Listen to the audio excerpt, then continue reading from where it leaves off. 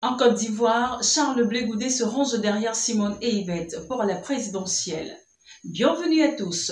Abonnez-vous à la chaîne si ce n'est pas encore le cas. Activez la cloche de notification car cela nous motive énormément. Filer Radar, bien informer et faire découvrir. En Côte d'Ivoire, à moins de 3 semaines de l'élection présidentielle prévue le 25 octobre, Simone et Yvette, candidate et ancienne première dame, enregistrent un soutien de poids. Charles Blé Goudé, figure politique controversée et ancien ministre de la Jeunesse, a officiellement annoncé le samedi 4 octobre qu'il appuyait sa candidature. La déclaration a été faite à Yamoussoukro lors d'une convention extraordinaire du Congrès panafricain pour la justice et l'égalité des peuples, parti fondé par Blé Goudé. Environ 200 délégués étaient présents et la majorité a validé le choix de soutenir Simone et Yvette. Blé Goudé, radié de la liste électorale à la suite d'une condamnation judiciaire en Côte d'Ivoire, ne pouvait pas se présenter lui-même cette année. En 2023, déjà, son parti avait boycotté les élections locales, dénonçant des irrégularités dans le processus électoral. Mais cette fois-ci, l'ancien leader des jeunes patriotes change de stratégie. Je vais entrer en campagne pour Simone et Yvette, a-t-il déclaré, appelant ses militants à ne pas rester en marge du scrutin malgré les imperfections du système électoral. Il a évoqué l'exemple du député maire Jacques Ewo, élu avec cette même liste controversée. Ce n'est pas parfait, mais 5 millions de voix sont là. Il faut les faire compter. Par ailleurs, à l'instar de Simone et Yvette, Charles Blé Goudé a annoncé le retrait du COJEP de la coalition pour une alternance pacifique en Côte d'Ivoire, qui milite pour une réforme du cadre électoral. Une rupture qui illustre un repositionnement stratégique à l'approche du scrutin. Avec ce soutien, Simone et Yvette gagnent en visibilité dans une campagne marquée par la fracture au sein de l'opposition et un climat politique toujours tendu. Toujours en Côte d'Ivoire, à quelques semaines de l'élection présidentielle prévue le 25 octobre, le rôle des deux principales institutions chargées d'encadrer le processus électoral suscite de vives discussions. La Commission électorale indépendante et le Conseil constitutionnel sont au cœur du dispositif chargé de garantir la régularité et la légitimité du scrutin dans un climat politique déjà tendu. La CEI, entité autonome dotée de son propre budget, est responsable de la logistique du scrutin. Elle gère l'inscription des électeurs, réceptionne les candidatures, supervise les parrainages, organise les opérations de vote et centralise les résultats provisoires. Présente sur tout le territoire à travers des commissions locales, elle s'appuie sur les services du ministère de l'Intérieur pour le déploiement matériel et la sécurité.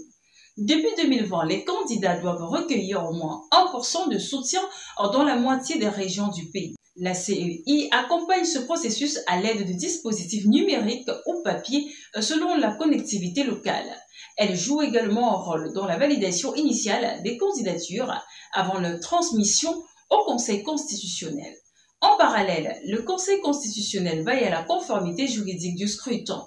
Il statue sur la recevabilité des candidatures, examine les éventuels recours et valide les résultats définitifs. Son pouvoir peut aller jusqu'à l'annulation totale ou partielle d'une élection en cas d'irrégularité majeure. Le souvenir de la crise électorale de 2010 reste vif.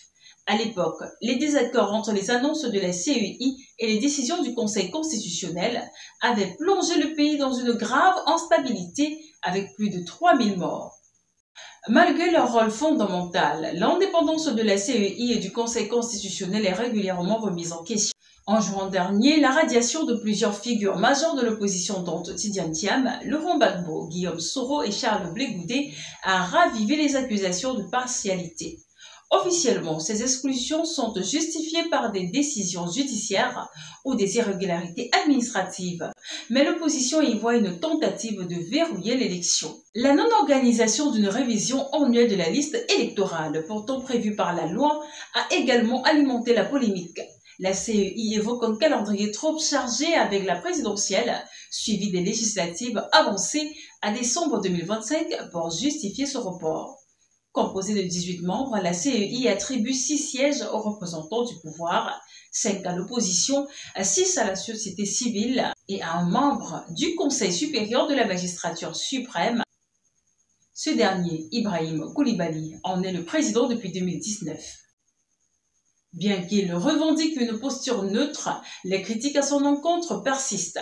Le Parti des peuples africains Côte d'Ivoire PPACI et le Parti démocratique de Côte d'Ivoire PDCI ont suspendu leur participation à la CEI en signe de protestation. Le Conseil constitutionnel de son côté fait également l'objet de contestation.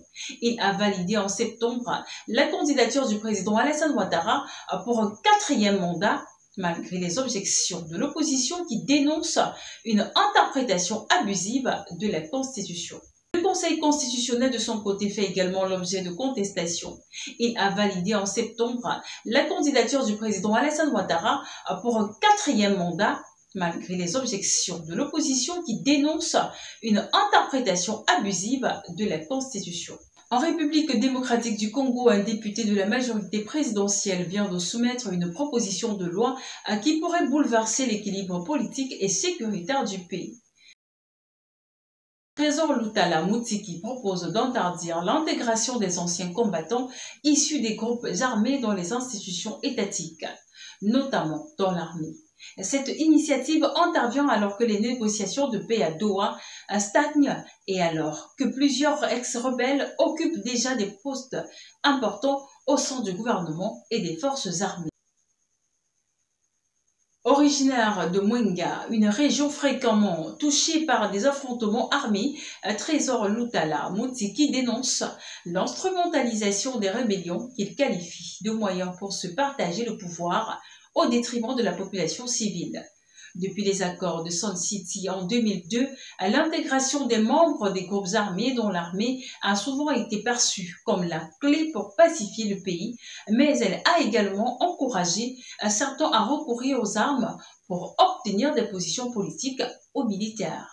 L'accord de 2009 signé entre le gouvernement et le Congrès national pour la défense du peuple prévoyait déjà l'intégration des rebelles dans les forces armées et la police, une promesse largement non tenue à l'origine de la création du mouvement du 23 mars. C'est ici que nous mettons un terme à cette édition d'information. Merci de l'avoir suivi. Abonnez-vous à la chaîne si ce n'est pas encore le cas. Activez la cloche de notification car cela nous motive énormément. N'oubliez surtout pas de visiter notre site d'information www.filiradar.com.